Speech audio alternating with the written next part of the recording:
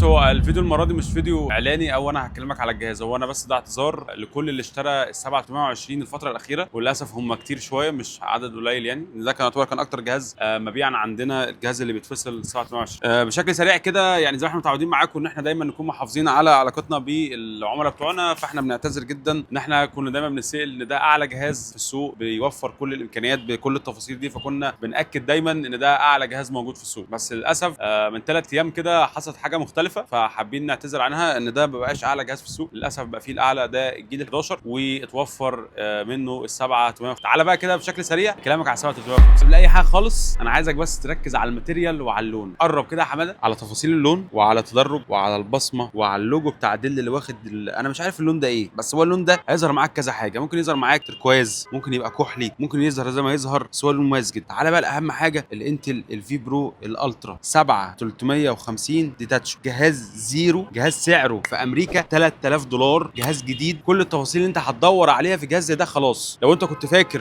ان ال 7320 ده اخر حاجه في منتج ستور، مش اخر حاجه. هنا انا لازم اوريك الجديد دايما، ولازم دورنا احنا نوفر لك الحاجات المميزه وبس. القلم بتاعه الاوريجينال في الكيبورد نفس لون الجهاز، كل التفاصيل دي كلها مع مواصفات يعني تعتبر هي افضل مواصفات لجهاز 2 ان 1 بيتفصل. تعال اكلمك اول حاجه على السي بي يو. سي بي يو الترا 7 16 4 يو، 12 للكاش، 14 ثريد، 12 كور، 3.8 جيجا هرتز، ولا كانه جهاز ورك ستيشن، مش جهاز بزنس 2 ان 1. كل ده قبل ما اكلمك في اي حاجه تانية. تعالى اكلمك شويه على الام بي يو، النيورال بروسيسور، او اللي احنا بنقدر نقول عليه هو الجيل الجديد للذكاء الاصطناعي. انا عشان اعتمد على كل ادوات الذكاء الاصطناعي سواء الكوبايلوت او الحاجات اللي بتستخدم في زوم ميتنج، بما ان الجهاز ده موجه لرجال الاعمال، وحده متخصصه للاي اي الذكاء الاصطناعي عشان يقدر يسهل لك كل الاستخدامات وتعتمد عليه. ده هيكون مميز جدا. اول حاجه بيوفر لك توفير كبير جدا في الطاقه من غير ما يعتمد على السي بي يو. اصبح دلوقتي عندك السي بي يو وعندك الام بي يو وكمان الجي بي يو الانتل ايرس اللي احنا كده كده عارفينه، بس ده هيبقى مميز جدا، هيوفر معاك كتير جدا في طاقه. في نفس الوقت في عمليات كتيره جدا هتترمي عليه، فاصبح السي بي يو اللي هو الجبار اصلا واداؤه عالي جدا انت مش محتاج تعتمد عليه. طبعا مع رامات ال 32 فما فيش اي مجال ان احنا نتكلم تاني في اي ابجريد. 3400 ام تي في الثانيه، يعني احنا بنتكلم على اعلى سرعه رامات دي ار 5 موجوده في جهاز سواء كان تابلت او حتى لو ورك ستيشن. كل المواصفات دي مع الهارد السامسونج ال 512 وكمان الواي فاي 6 اللي هيديك فعلا اداء مميز جدا. جهاز تفاصيله مرعبه، جهاز بالحجم ده والسمك ده، وبنتكلم فيه سماعتين من قدام وسماعتين من ورا، يعني انت بتتكلم على صوت وتجربه صوت مميزه جدا. التبريد بتاعه مروحتين تبريد، كل الدعم اللي انت محتاجه او كل الامان اللي انت بتدور عليه سواء الامبت لايت او حتى كمان الفيس اي دي تعرف على الوجه من هال ويندوز، مع كمان الفينجر برينت اللي على الناحيه الثانيه، الكاميرا المميزه جدا اللي خليني اوريك ادائها عامل ازاي. انا بصور لك دلوقتي بالكاميرا الخلفيه للجهاز زي ما انت شايف التفاصيل فيها واحنا بنصور الشارع، كل التفاصيل فيها واضحه جدا. تعالى بقى اكلمك على الكاميرا الاماميه عشان دي اهم حاجه للزوم ميتنج. زي ما انت شايف الوانها كلها مشبعه، الوانها كلها واضحه، كل ده عشان فعلا الجهاز ده يشرفك في اي مكان وتعتمد عليه. ده الجهاز بتاع العمر اللي هتقدر تستخدمه وتنساه، وهي قطعه واحده بس، والجهاز ده ما ينفعش يكون فيه اكتر من قطعه، مع المايكات، مع النويز كانسوليشن، مع تفاصيل اللون، مع كل التفاصيل دي، مع السمك، مع الماتيريال معمول بيها المسند بتاع الجهاز، كل ده معمول من التيتانيوم والالومنيوم اللي هيديك فعلا اداء